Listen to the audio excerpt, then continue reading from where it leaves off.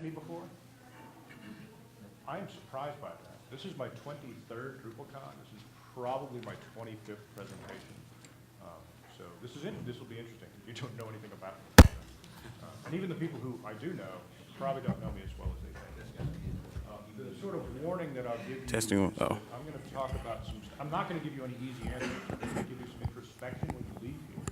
And there are some topics we're going to try to get into that in my draft, I offended one of my coworkers, and she was very gracious enough to walk me through why I was being stupid, and so I rewrote that one. Are we on? So there's some Testing stuff 1, 2, check, to check. talk about, that people will sometimes refer to as identity politics, and that might get a little fraught. If you have a problem with it, that's perfectly okay. I'd love to talk to you about it when we're done. I would ask you not to ask me public questions about it, because that will put me in a defensive mode.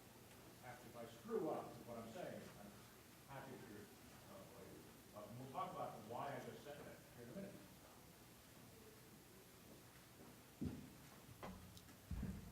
I'm amused, by the way, we'll look at my career in a minute, and I'm amused, all the fuss about trigger warnings and things. I gave trigger warnings to my college students 24 years ago, because we were reading Native Son by Richard Wright as the semester-long project, and if you've never read it, Richard Wright's Native Son is not an easy book and features some really, really hard topics. And so I said to my freshmen who were at the University of Arkansas, hey, this is the book we're going to be reading, you should be prepared for these things. And then someone's mom called my boss. So, I'm Ken Rickard. As I said, I've been here. This is my 23rd DrupalCon. It's crazy. I'm now the Director of Innovation at Palantir. It's a Chicago-based consultancy. For those of you who live in DC or San Francisco, we're Palantir.net. We're a web consultancy based in Chicago. I cannot comment on the other.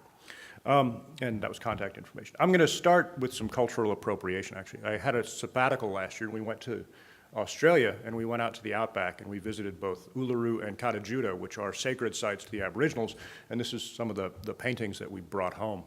And the reason I mentioned this, I had said before that one of my coworkers corrected me on some of the things I was trying to say, and the problem was that some of my coworkers' stories intersect with my stories. And the interesting thing, we were at Katajuda, and at least 3 times our Anglo tour guide said, so there's a story about this thing, but I can't tell it to you because it doesn't belong to me. And one time he said, there's a really interesting story similar about this plant, but that belongs to some other people at another part of Australia. So I want to be respectful of, this is going to be about my story and my experience. It's going to intersect with some other people, and I'm going to try to be respectful of that.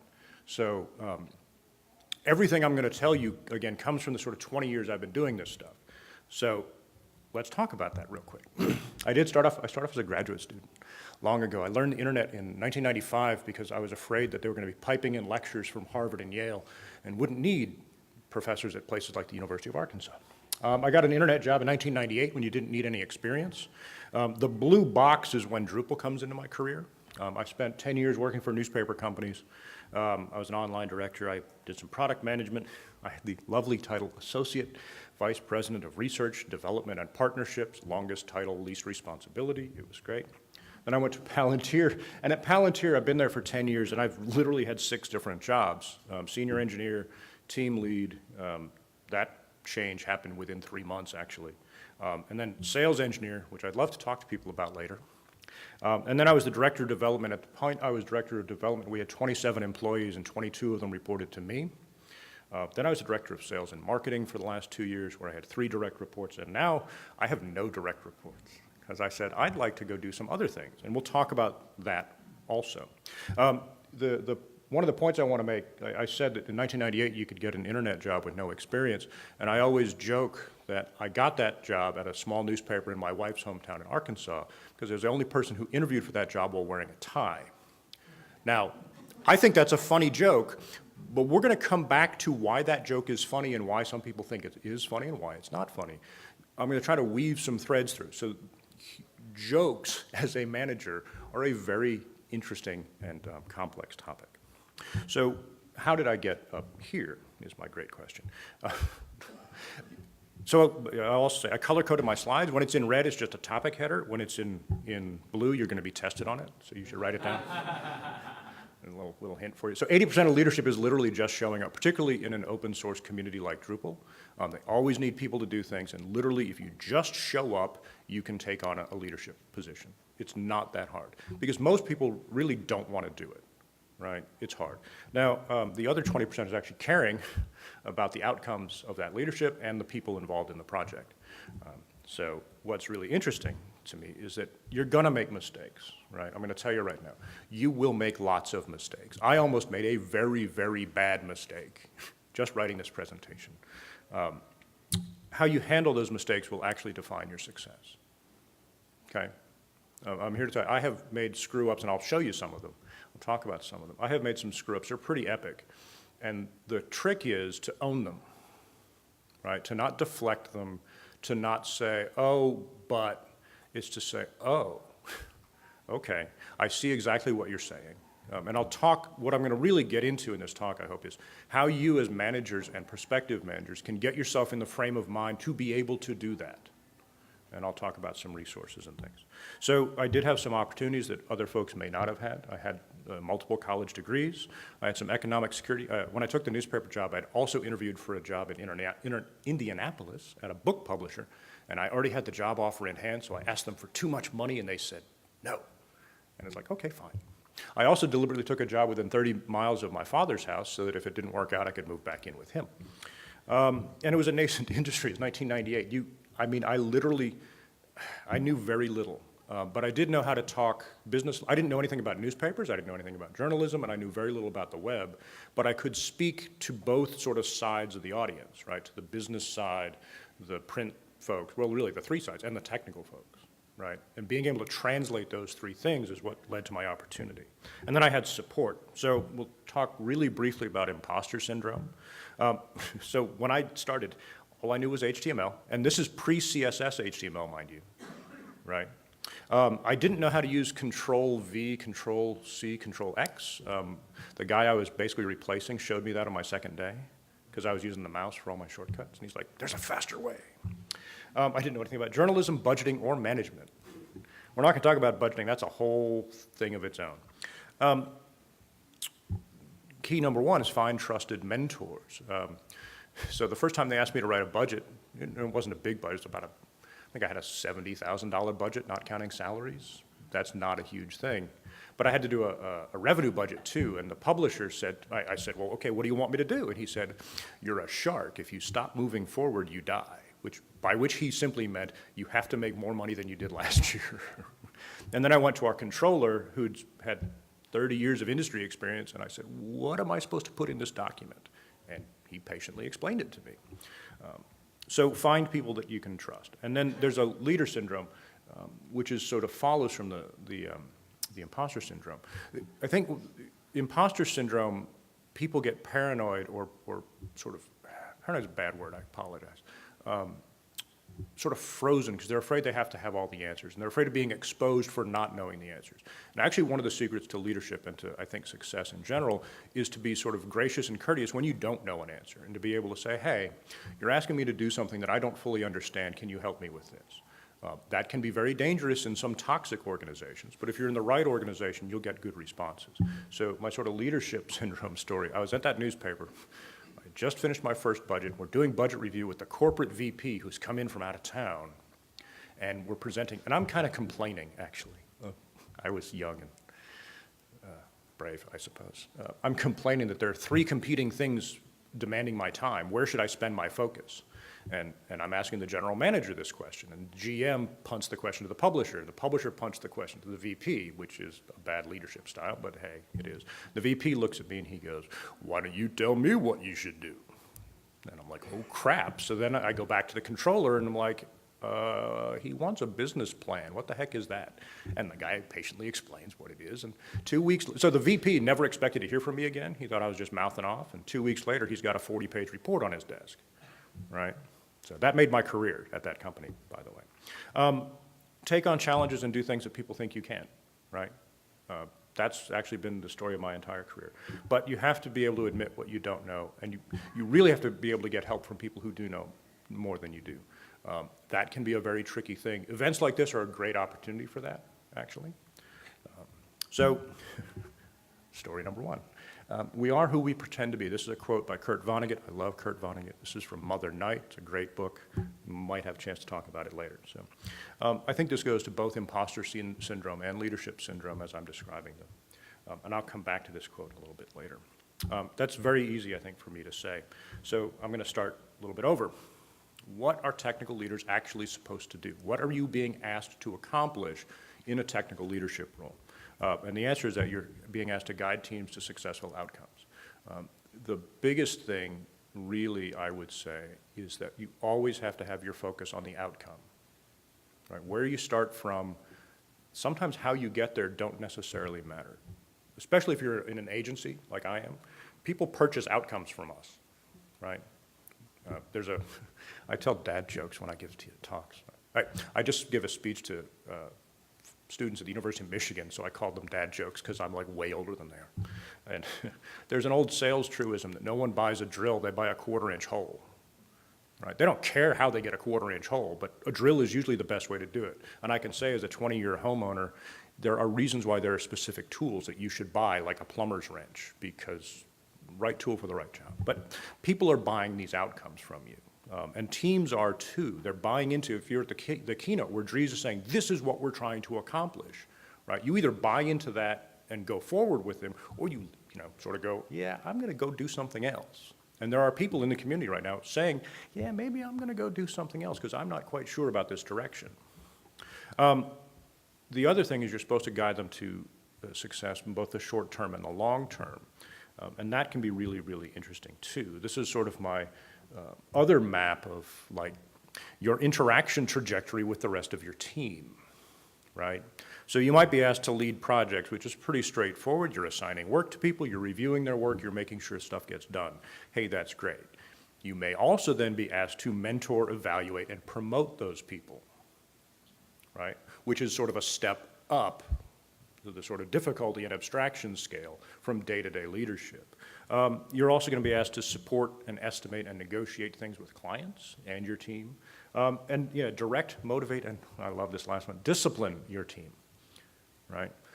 I remember we were having this conversation yesterday. The last person I remember firing, we decided to fire him when he basically said, I can't work with that person, they don't know enough. And talking about someone else on our team. And we fired him the next day because that is not an appropriate attitude. So those are the sort of the big things you're going to be facing as technical leaders. And the sort of thing I want you to sort of, for those of you who are not in leadership positions, now when do these things happen? They happen in big clusters. This is a sort of typical day, and I've color-coded by type of activity here. So yeah, I review my email first thing, and then these bright orange things. I have Scrum with 2 different clients, or excuse me, Scrum with 1 client, a pull request review later. I got a budget meeting. I got a sales pitch with a new prospect that I've got to do. I've got an annual review that has to be done. That's going to be interesting. I've got, I set aside more time for email. I'm going to do some resource planning. Then I'm going to do client check-ins with 2 separate, with one of my clients, another pull request review. Then I do my Drupal stuff. Then I'm going to do email. Right? This is actually fairly typical scheduling. We have people on our team, and you probably do too, who have like 2 half-hour gaps in their entire day, right? Or I've been known, when things get really busy, I have to block out time for lunch. It's like, hey, this is an hour where no one can schedule anything. That's called the don't you dare schedule a meeting in this time. That's what I call my lunch. But these things don't actually happen as scheduled. This is what actually happens, right? Hey, I'm checking email. Great. Okay, I did my resource planning. Hey, I got on a phone call with client EFG, and oh, crap, somebody's pull requests have been failing, and someone broke the build, and they're really concerned about Don's performance on this project. And I have to do some follow-up with Don and the project manager to make sure that everything is okay. And when things go really bad, you get 3 of these in one day, right? So you must be prepared to react to the unexpected. This is the biggest thing I want to sort of warn people about. You must be prepared to react positively to the unexpected, or at the very least, not negatively.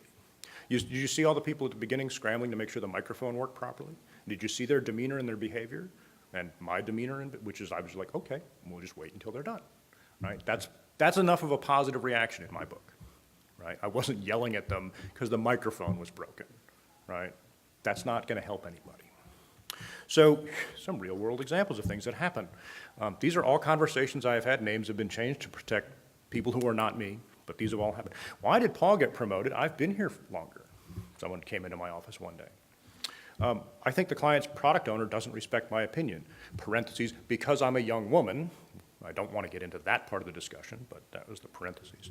Why in the does this code not work the way I think it should? This is usually me, but I'm leaving to take another job with a better salary. Actually, I should change this. We have someone who's here with us today, who's on our team, who's leaving because she doesn't like working remotely and wants to go work in an office because she's not getting enough human interaction on a remote team. Well, she's in sales, and I totally get it, and we support that. But as a manager, it's like, crap, now I got to, jettison these priorities and go find a replacement for that. And we actually had to go through a process of thinking, like, what do we really need in this position now? And it's not something we had planned for, it's not something we really wanted to do, and now, boom, it's a high priority for us. In fact, we're hiring for a sales lead if anyone is interested. This is another good one. I was harassed at last weekend's meetup, and nothing was done about it at the time. Those are fun. The client asked us to start working nights and weekends to hit their deadline. We don't work nights and weekends, by the way. That's a good one. How many of these scenarios have you prepared for in your professional career? How many of them have you been through in your professional career? I think when each of these came up for me, they had never happened before. Just never happened before. It's like, okay, how do I deal with this? And typically, I would say we fall back to, well, how did I handle it before? How have I seen it handled before? From a management perspective, my default position, probably many of yours, is how would I like my manager to handle this for me, which isn't always the right answer. So, confession. I love this. Judas Priest put out a new album. They came up with the Judas Priest logo generator. Yeah, this is not what I signed up to do, right? This is a quote from my mother when I was about 25.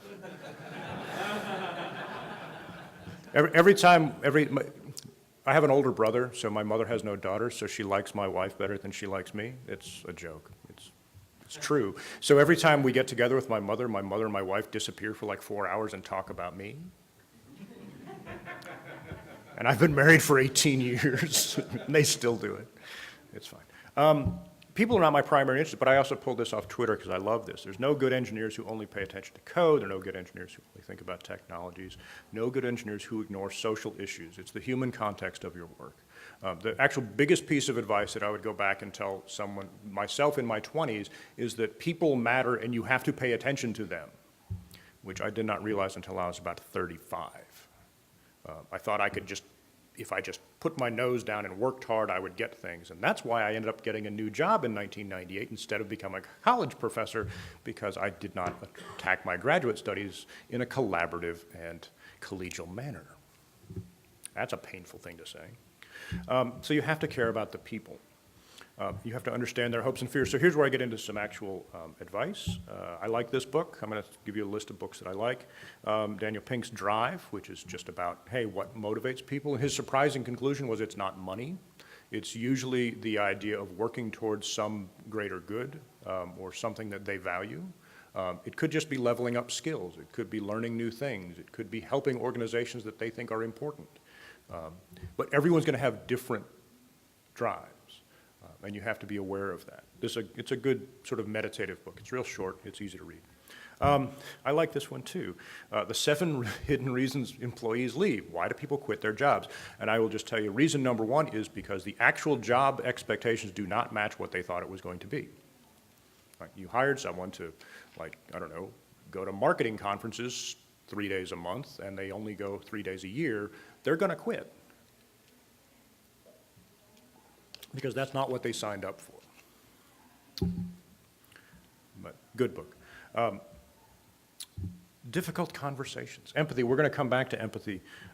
Empathy can be learned but not faked. This is a good book that sort of walks you through some of those really tough conversations. The example I always use with a client is I basically had a conversation with a woman who was pretty convinced but would not say that if the project didn't finish on time and on budget, she was going to get fired. And I had to convince her that I cared about that, which is harder than it sounds, right? There's a dad joke number 2. if you have bacon and eggs for breakfast, they always say the chicken contributed, but the pig is committed, right? Because the pig is dead, right? Yeah, so I'm the chicken in that scenario. I win. So yeah, this difficult, and I'm going to come back to this issue, getting people to trust you. I have a whole other talk on how do you build trust with teams. And then managing. The biggest mistake I think I made when I had 22 people reporting to me, this was under the Bush administration, the second Bush administration. And the joke was that I was the decider. If you had a problem, you'd come to me and I would tell you what to do, which is the wrong thing to do in most managerial situations. This is another great book, Liz Wiseman's Multipliers, where she was studying high-performing teams across Fortune 500 companies. And she found that the best managers were the ones who were good at taking their team's ideas or concepts or passions and encouraging them and sort of redoubling the ideas that their team had rather than forcing ideas down on them or telling them what to do, things like that. So another good book.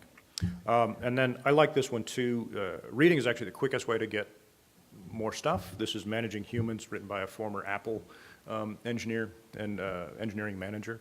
It's just a lot of anecdotes about managing through tough situations. And there's lots of other books. This is, again, where I say a lot of these books, I actually went through my list and was like, how many of these were written by women? And the answer was enough. Right? It's not a quota, but I did want to make sure. It's like, hey, good. But I was asking around, and I was like, and someone recommended a book that was written by an African-American woman, female, executive at some company. I'm like, yeah, I can't really recommend that because I don't have time to read it, but I'll make note of it. And so I will encourage you there are two things you should do. You should find books that speak to you and help you refine your message, but you should also read books that are not about you or by a wide array of stories. We did some great training with the Harvard Business Review folks that was about communication across international teams. A quick example, met a woman yesterday from Iceland who's participating in some of the Drupal conversations, and they don't have an Icelandic word for governance, and so she doesn't know how to participate in those conversations because she doesn't understand the core concept well enough to feel confident contributing. And how do you smooth that over? That's another great question. This is the book I'm going to spend the most time on. I'm actually going to check time because we're going to run right up against time. We have a room monitor in the back that I told to wave at me when there was 10 minutes left. I really like this book, and I will warn you, I like it because it speaks to me. I've recommended this book to other people and they don't like it as much. Just Listen by Mark Golston.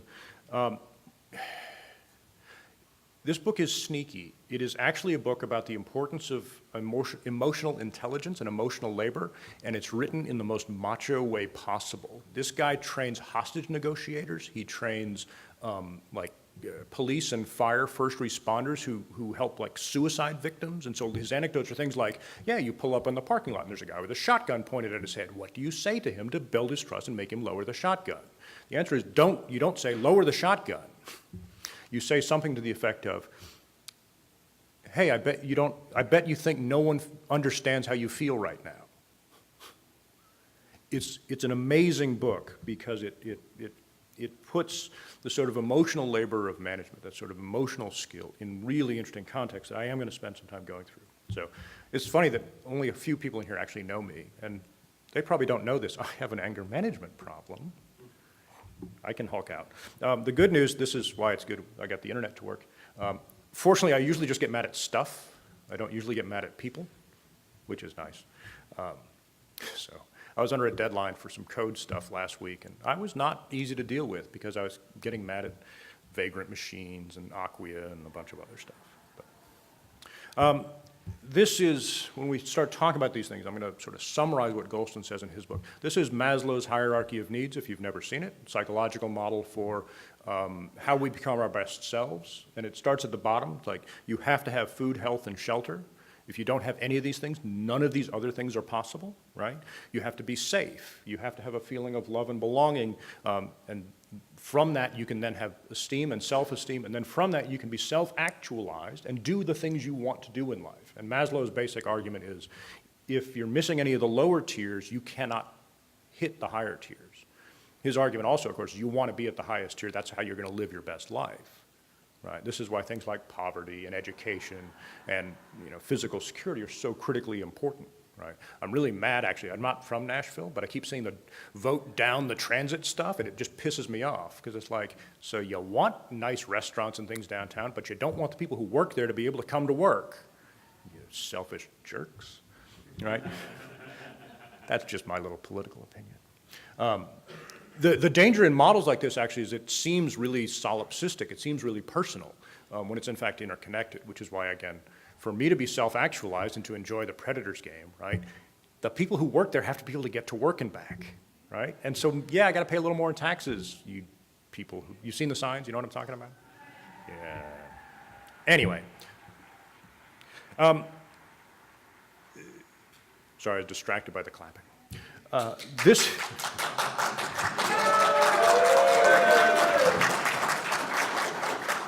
Okay, you're now officially the best audience ever. So this is sort of Golston's take on that, or my interpretation of Golston's take on that. He's talking about emotions, right? So at the base, and I'll get into the sort of, he spent a little bit of time talking about neurology and neuroscience and some really fancy stuff, along with psychology. And so at the top of his is what we would call ethical action, which is the kind of behavior you would like to evince when you're like working professionally. And the lower you go on this scale, the worse you are, right? And so this fight or flight, retreat and retrench, response reaction versus actual engagement. I said before, hey, if I say something bad during this presentation, like when I was talking about I don't read books written for African-American women executives, if that made you angry, please don't ask me about it now, because I will not be able to respond to it correctly. It is almost guaranteed if you ask me about that within the next half hour, I'm gonna come at you from either the yellow or the orange of, like, I'm gonna retreat and be defensive, or I'm gonna just spit out the first thing I can think of. There's a great anecdote in Golston's book where Colin Powell is giving a speech, and someone stands up and asks him some totally irrelevant question like, how are you handling your daughter's death? Or something like that, something totally inappropriate. And Golston says that Powell does this.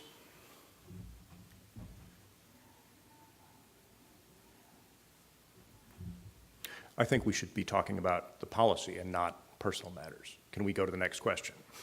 It's a fascinating moment about emotional self-control. Right, so Golston's piece, and I'm sort of framing it the way Maslow does, is that in order to be your best managerial self, you have to be able to understand, in order to help that guy with the shotgun, you have to be able to understand your own emotional states and sort of control them, right? Or at least identify them. There's an interesting piece of study that basically says just naming your emotions helps you calm down, right? I said I had an anger management problem. I have long said that men have this problem. I don't think it's men, I think it's me. that when I have two conflicting emotions at the same time, like anxiety and pride, I can't reconcile those two, so I get angry. That's because I'm not complex enough to handle two emotions at once. And anger is easy, right? So now imagine again, I want to be an ethical actor, and someone comes to me and says, hey, why did Paul get promoted and I didn't? I've been here longer. And this is my first response. In my head, thankfully I'm not saying this. Number one, am I being criticized? Yeah. Well, yes, I am. And rightly, it turns out rightly so. Did I screw up? Yes, I did. We'll talk about that too. How dare she? Right, have you ever had this response? Like, I'm in the middle of three other things. How dare this person walk into my office and drop this turd in my lap? Right? That's not, it's not their turd. It's my turd, right? It's my problem. So that response is what Golston calls amygdala hijack. So what he calls the lizard brain in you, the fight or flight piece, overwhelming you with adrenaline and response so that that's all you can do is, like I just said, get angry or get defensive. And his key is you have to recognize when this is happening to you, and then you immediately have to step back. Right? So the way I say that, well, his book, he has a whole chapter called Go from O to OK. I'm not going to say the bad word. And this is his sort of model, right, is understand where you're at. Right? And so he would say that, in the sort of Colin Powell instance, or when this person walks into my office and says, hey, I need to talk about this. This is a problem. He'd say, monitor your reaction, do something to be able to release it, recenter, refocus, and then re-engage with the person. The real trick, especially in high-pressure situations, which thankfully we're normally not in, is how quickly you can do this. Now, the thing that I would say is that in understanding your state of mind and sort of responding to this, you can't react from a negative place, right? But people also must be prepared to receive this sort of criticism and feedback, and that includes you, right? You are also entitled to emotional security and stability, right? So when someone drops what you think is a turd on your lap, it's okay to go, hold on a second. I'm sorry, but I'm not prepared to discuss this right now. Can we meet in an hour? This is a delaying tactic, but it's a legitimate delaying tactic. It is an honest statement in some cases. And literally what I said to this person who came in was like, can we schedule some time later today to review your concerns? And then coming out of that meeting, the answer was, great, by the end of the week, I'm going to have a 3-month evaluation plan for you, by which I will let you know if you've hit the qualifications for promotion. Because it turns out that we hadn't, as a company, expressly stated what it took to be promoted. Also turns out that I come, again, out of this newspaper background. I come from a sort of very traditional background. The skills that I think of as leadership skills, decisiveness, right? Speed, kind of. This person is a very deep thinker and a very slow thinker and likes to mull on things, right? There is my leadership style, for those of you who have spent any time with me. I will fill all gaps in conversations in a setting like this, right? I am more than happy oh, there's a lull in the conversation. I got opinions. I'm not shy about those opinions. But this person that I'm dealing with, that's not her style, right? It was the style of the person who got promoted, and I recognized, it's like, oh yeah, I understand your leadership style, and I recognize it, and I privilege it. There's a great word. As opposed to this other leadership style, which is actually more effective, but not something that I naturally recognize. It's not my platonic ideal of leadership, and I might get back to that platonic ideal in a bit. So you have to be able to start from some place. In any conflict, this goes back to the difficult conversations, you have to be able to start from a place of agreement, even if that agreement is on basic facts, or even if that agreement is that you screwed up. And so, yeah, when I go back to this later meeting, I have to be able to say, you're right, we have not put clear definitions in front of you for what it takes to get promoted. That is my job to do that, and I will make that happen. And then, and that's what happened, and they got promoted, and now they're like peers with me. It's great. So your goal as a manager in crisis situations is to move forward together.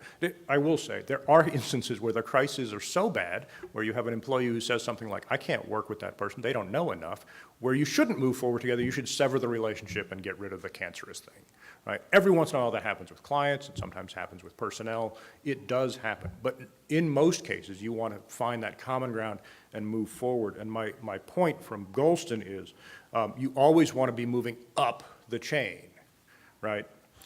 You move up, you never drag down. Really bad managers get in these bad emotional states, and then they drag people into them, right?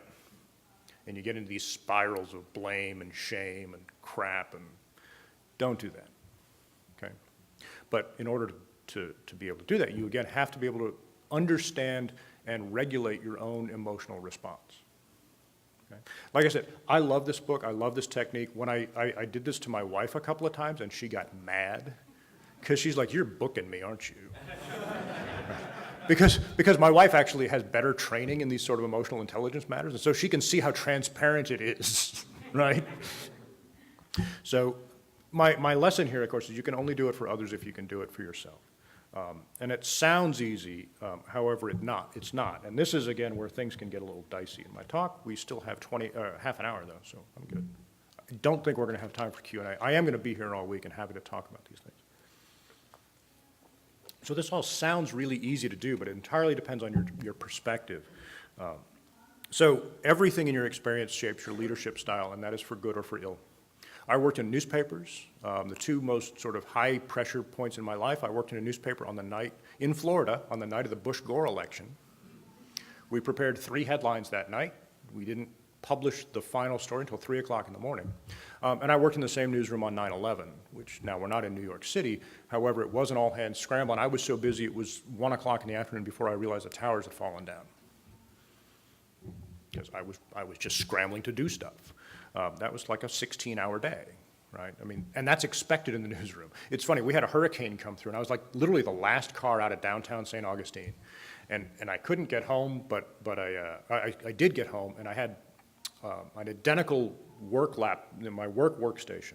I had mirrored at my house. So I was able to do my job from my house, and I came into work the next day at like 2 in the afternoon instead of 8 in the morning, and I'm talking to the publisher, and I'm like, hey, yeah, I got my job done even though I didn't come in. And he goes, yeah, the circulation director was here at 4 this morning. Like, okay, he just like cut all the pride, and, you know. His point was, we do whatever it takes, and you have to know what you're, now, in my defense, I was also prepared to do my job even if I wasn't in the office.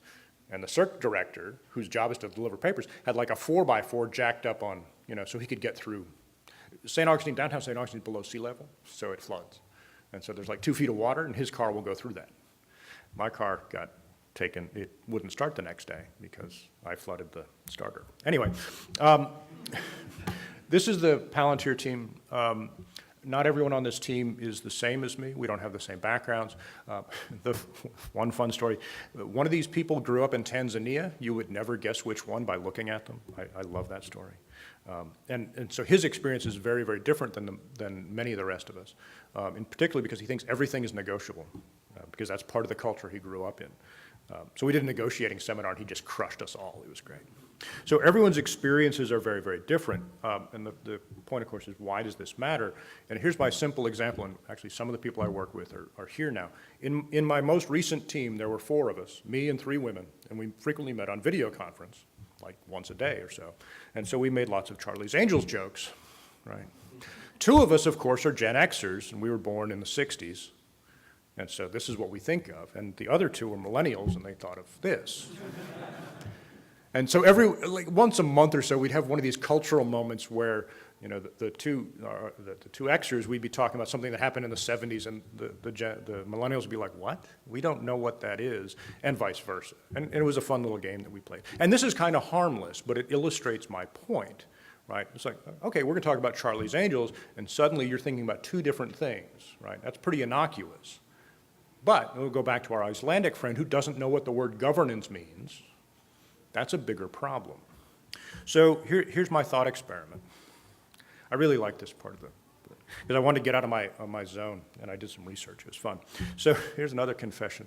I cry at movies during airplanes, or cry during movies on airplanes. It turns out that when you're at altitude, something happens to the physiology of your brain, and you're more susceptible to emotional manipulation. That, and I'm getting older, and I'm turning into a softie, right? But so, you can share this, you know, keep this to yourself. But what movies make you cry? And I'm going to show you a couple of movies that make me cry. There's some spoiler alerts, but at least these are all at least 5 years old, so I don't feel guilty. The first 10 minutes of J.J. Abrams' Star Trek. This is Thor. This is James T. Kirk's dad sacrificing himself so everyone else can escape. He saves like 800 people in the 10 minutes he's ship's captain, and I am tearing up explaining this to you. Seriously, I'm like, okay. This is the first one my wife caught me crying at. This is Fury. This is a Brad Pitt movie about a U.S. tank commander in World War II who is basically asked to hold off an entire German division with 1 tank crew. It's 5 guys facing about 1,500 guys. You know from 20 minutes into the movie that everyone's going to die, and if they don't hold their position, the war is going to go in a very bad way. So you have Brad Pitt and his team in a horrible position where Brad Pitt, the manager, has to make horrible decisions in order to get good outcomes. My third example is Toy Story 3, because I am not a monster. And because I'm not a monster, I'm not going to explain that scene. If you've seen Toy Story 3, yeah, everyone cries at that. Actually, that's not true. Not everyone cries at that. I shouldn't make that statement. That's a false statement. Not everyone has that same sort of thing. And what I would point out, if you didn't see a pattern, the third movie I wanted to put on this list, or the 4th movie, was AI. Have you ever seen Steven Spielberg's AI? About a little, like, 12-year-old robot child, and there's no good pictures of this. At the end of the movie, he gets trapped, sort of like trapped in amber, reaching for a figure of his mother. I bawled for like 15 minutes. Because all this, it's a robot, he's been programmed to love unconditionally. All he wants is his mother's love and affection, and he's frozen for all time, this close to it, and he can't reach it. It is the most gut-wrenching thing I've seen in a long time. The commonality that I wanted to get to is what I'm going to call the empathy trap. People often make the claim, and some of the books that I point out make the claim, that empathy is a good thing. Empathy is always a good thing because it helps you in negotiating. And I would say that is not necessarily true. Empathy is very important. It is a great tool, but empathy frequently asks you to choose sides, and empathy frequently plays into prejudicial notices and things. Now, I'm going to go back to my movies. Did you notice something those people all had in common? Yes, they were strong, heterosexual white men in leadership positions forced to make horrible choices for the betterment of others. I can very easily project myself into these fantasies. These are fantasies that resonate with my sense of self-identity and self-worth, right? They don't work for other people, right? But they are, in fact, dominant narratives in most of our culture. And I'll get to that here in the next piece. So the example I use for this is, you ever heard the phrase Minnesota nice? Similar to Southern hospitality. People say that folks in Minnesota are really, really nice. We did a project in South Dakota, and I make the joke that South Dakotans are nicer than Minnesotans. The reason is that South Dakota is a sparsely populated state with violent weather where your nearest neighbor might be 3 miles away, and you might always need them to help save your life. So you have to be really polite to them. I think this is a funny, funny story, right? So I told this story as a joke to 2 of my colleagues.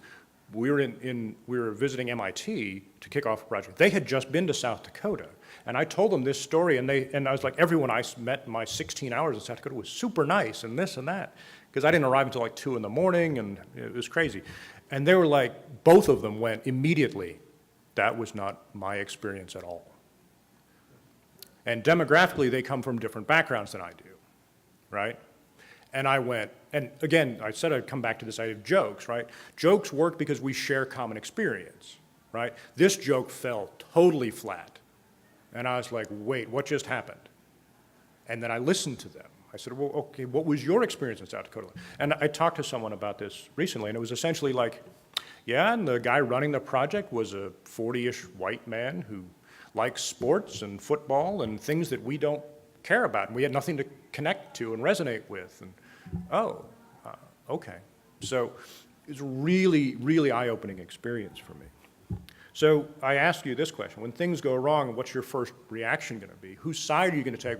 Where does your empathy naturally flow, right?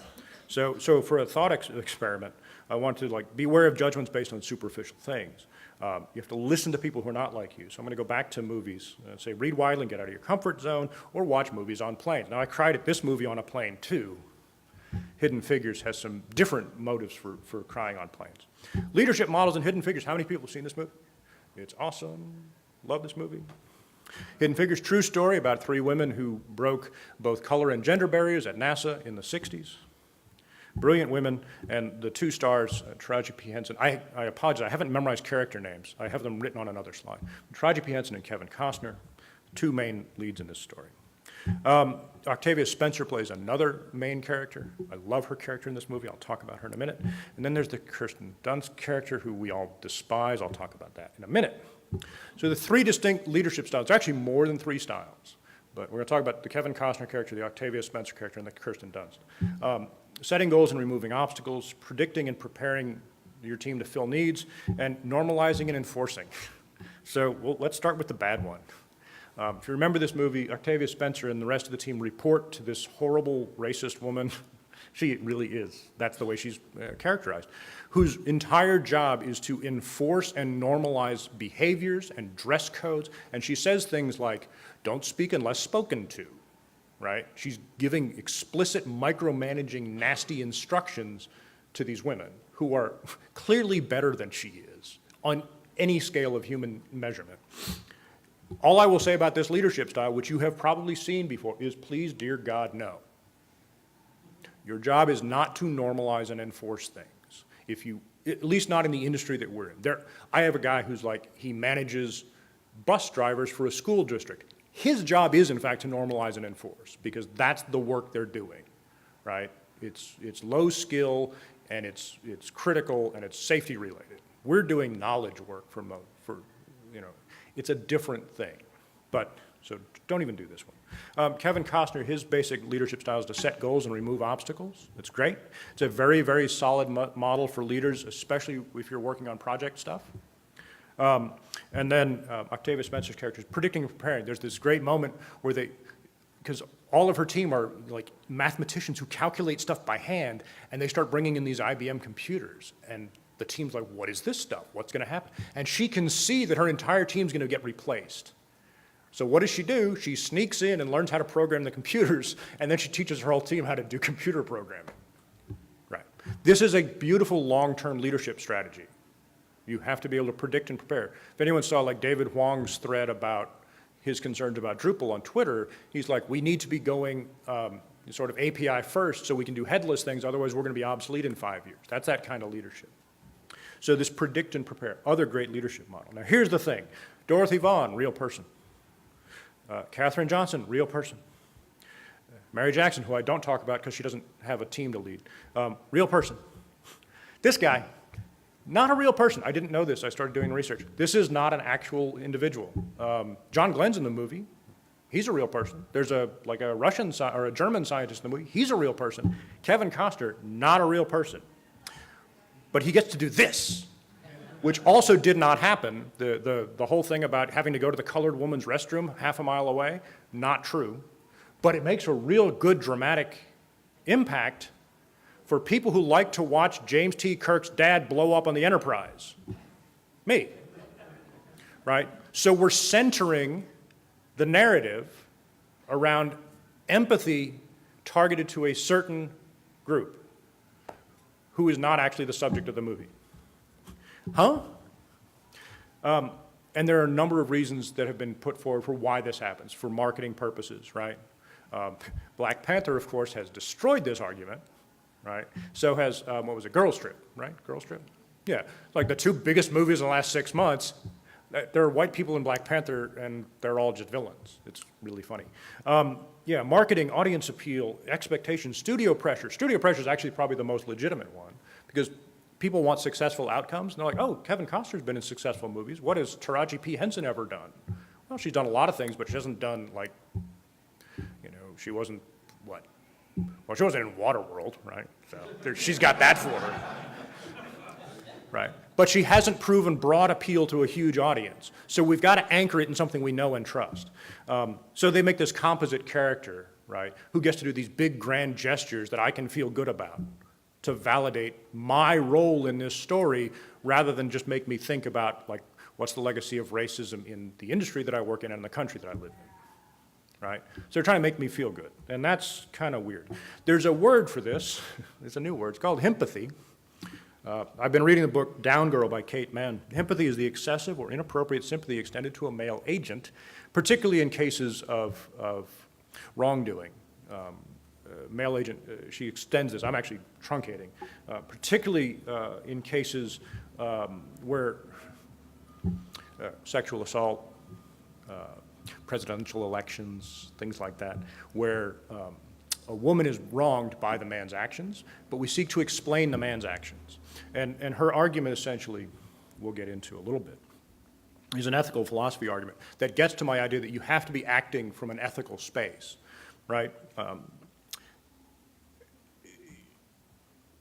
Hold on. This is a tough one to get into. So why do I, this is the slide I'm looking for. Why does this matter? How does this stuff surface, right? So if my natural inclination is that I want to be Kevin Costner and I don't quite understand or empathize with, I forgot everyone's name, well, the Taraji P. Henson character, for instance, right? But I'm asked to evaluate and promote her. And I told you this story. I have done this, and I have done it incorrectly, right? So these things surface all the time, whether you like them to or not, and you have to be aware of them. The piece that I'm looking for this is the slide I'm looking for. In Kate Mann's book, I just finished it yesterday, so it's top of mind. She uses the term It's a fun term, I have to remember it correctly. Epistemic injustice. She also uses the related term, testimony imbalance or testimony, we'll call it testimony imbalance. The argument that in the structures of our culture, which have a legacy of colonialism and racism and patriarchy and all those things where people expect me to be in leadership positions, right? I can walk into a room and people don't really blink when I start talking about stuff. There are these epistemic, what did I say? Epistemic injustice is the idea that certain people who fit certain profiles have their word trusted more than other people, right? There's a joke, I was at the diversity and inclusion booth yesterday, and we were joking, and does anyone know Fatima? Fatima's like a 24-year-old Muslim woman, she's about yay big, with a high squeaky voice. And then there's me, and I'm 6'3", and yeah. And I was joking, because we were trying to decide who was in charge of something, and Fatima was, she was volunteering, and someone else was sitting there, I'm like, yeah, it's either her or me. And the other woman goes, yeah, you were never really a choice. But that's a real subversion or inversion of the way it normally is. And so there's this thing, and I've seen it happen, right? And I've had people who work with me come to me and be like, what did you say to the client? Because they believe it when you say it, but they don't believe it when I say it. And that's epistemic injustice. That's this idea that when Kevin Costner says it, it has more weight than when Octavia Spencer says it.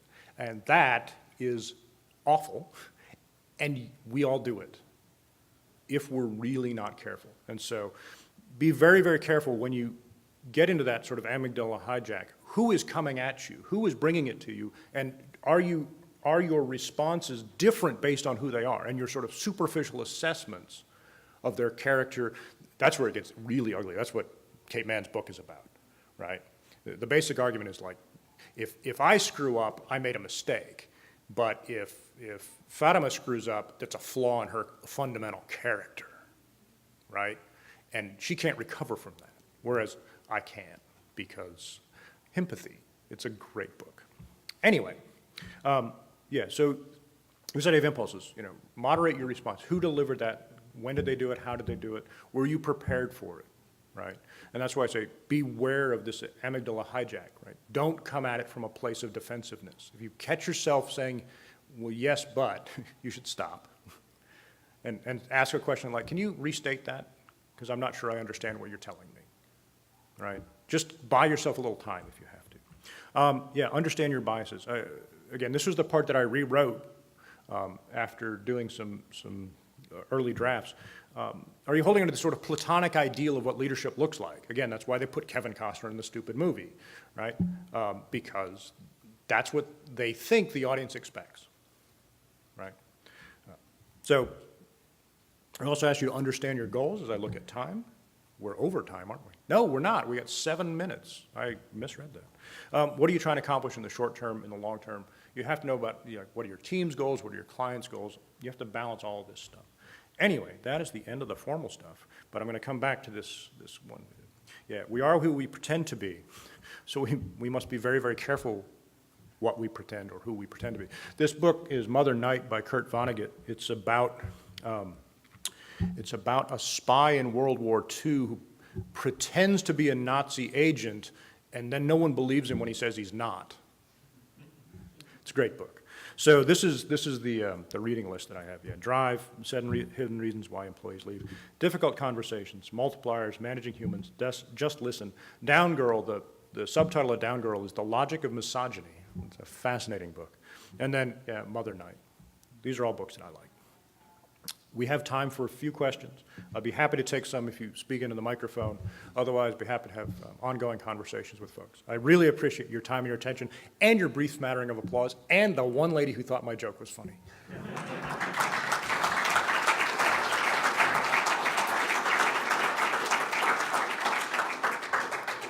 Thank you. It's a great conversation. And my question is kind of around the amygdala hijack idea. And you talked about a lot of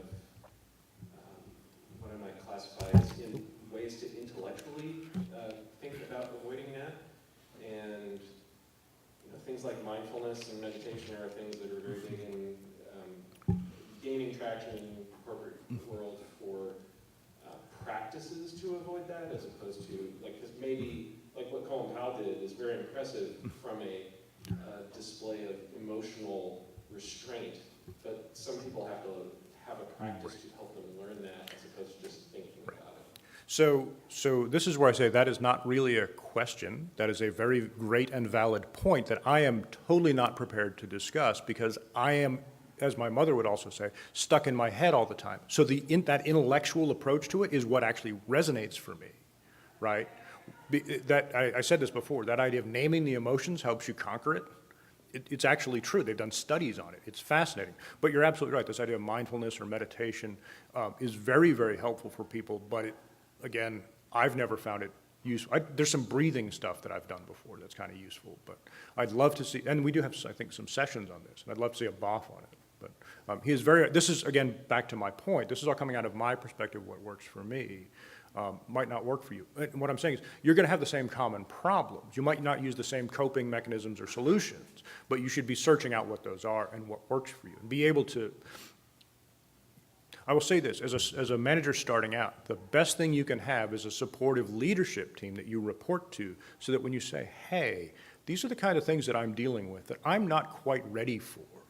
What resources do I have? What kind of, like, I'll give you a simple example. The woman who's leaving us, unfortunately, in the sales department has to do a lot of cold calling and talking to strangers. So we sent her to an improv class for 6 weeks. She literally went to a second city, we're in Chicago, second city improv class for 6 weeks to get comfortable interacting in unusual situations. And she loved it. It was great. So, but yeah, the same thing with meditation or mindfulness. Anything that helps you is perfectly okay, so long as, again, it's not harmful to other people, right? So. You're going to come to all my talks from now on? I'll just send you a ticket and you can come. So you mentioned your wife caught you booking her, and my wife and I use mirroring a lot, something that a lot of people just want to be heard and want to hear it back. And that can be dangerous too. Yeah. What are some other strategies or tactics that you say, if you don't get caught, are really helpful to sort of diffuse those tense situations? I always use a move that I call the judo throw.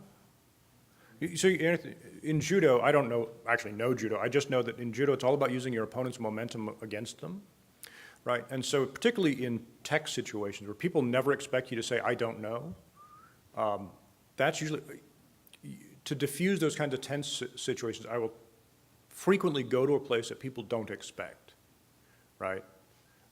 And so you might say, like, oh, what about mindfulness and meditation? I don't know a damn thing about those things. They sound fascinating, and if they work for you, that's great. That's a perfectly appropriate response. Also would be something like, I would love to know more about that.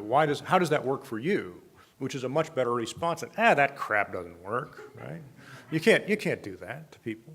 So, yeah, so literally when people come to you, those stumpers, a lot of times, I was at a session yesterday, and they were saying, knowledge is power, and people often use that to their advantage, and so they'll like try to bully people in meetings and things.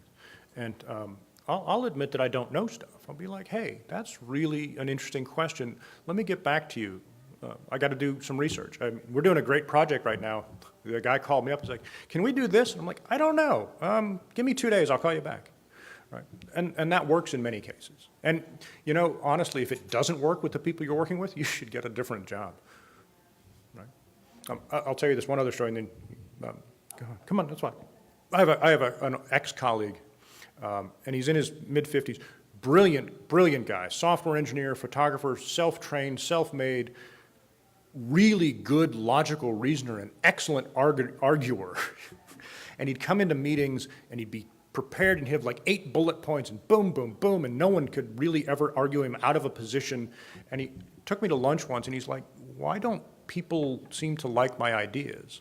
And I was like, John, you don't give them room to breathe. You don't give room for any input because you think you've solved all the problems already. So there's nothing for anyone else to do. So that's a big lesson too. Very interesting talk, thank you. I like the quote, the Vonnegut quote about you are who you pretend to be. I've always admired people who are funny and can disarm situations with humor. But I think one time where that quote doesn't work. So do you have any advice along those lines? How do you mean it doesn't work? I don't, because I was like, I thought it worked, so now I'm confused. I don't think I can be funny, and when I Oh, try to be, so it's usually worse. I don't think you should. So, now I know where you're.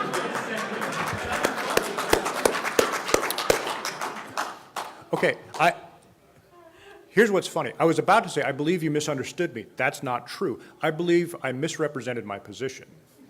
There's humor in my talk because people like humor. So like my little joke about Toy Story 3, I'm not a monster, like people like that, and that's a way to get empathy so people will stick around and listen to my talk and respect what I'm saying. Humor use in management situations is a horrible idea in most cases because of these, not the biggest pickles I've gotten myself into, but two of the 5 biggest pickles I've gotten into as a manager is because of telling jokes. I once told the following joke after hours at a company gathering when I was managing 22 people. You know, and I was joking, right? It's like, hey, I appreciate all the hard work you folks do. You guys don't know what I do. It's my job to keep you all employed, right? That's not fucking funny. And somebody reported me to HR the next day, and they were right to do so. It's okay. We're going to continue this discussion the rest of the week. I really appreciate everybody's time. Yes, I said a bad word. I apologize. Try the veal, yeah.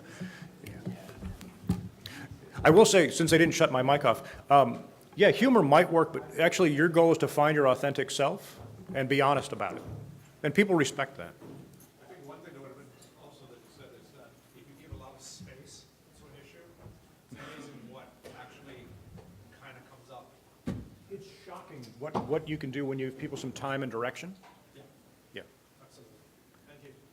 By the way, are you going to put the presentation up somewhere, or how does that work? Yeah, they record everything, and so they'll be posting things. Okay, cool. I just, I have slides. The slides aren't that great by themselves. Just a few of the quotes in the breakouts we're putting in. Okay. Thank you. The last one is very interesting. Which last I one? mean, I keep you all people employed. Yeah. I mean, why are people intimidated by? Well, it's true, but it's Yeah. impolite to say. Why? Well, because it makes. I mean, we say we have to tell the truth. It makes people uncomfortable because it lays bare power relationships. Yeah, but it is. I mean, what is the problem? I mean, if I'm yeah. employed, if I get paid for what I'm doing, and supposedly I well, and because I need those money to